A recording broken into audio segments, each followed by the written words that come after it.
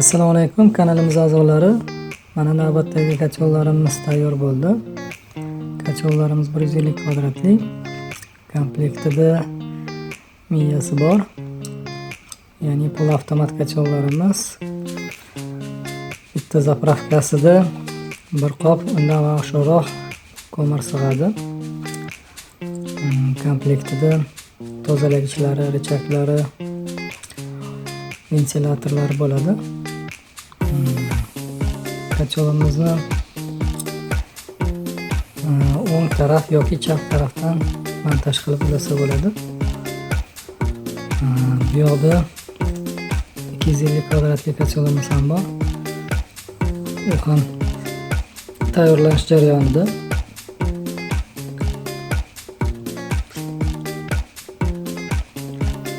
Kacholimizni dimoxod qismida zaslonka joylashgan. Bu zaslonka orqali dimoxodni nivrolovka qilsa bo'ladi.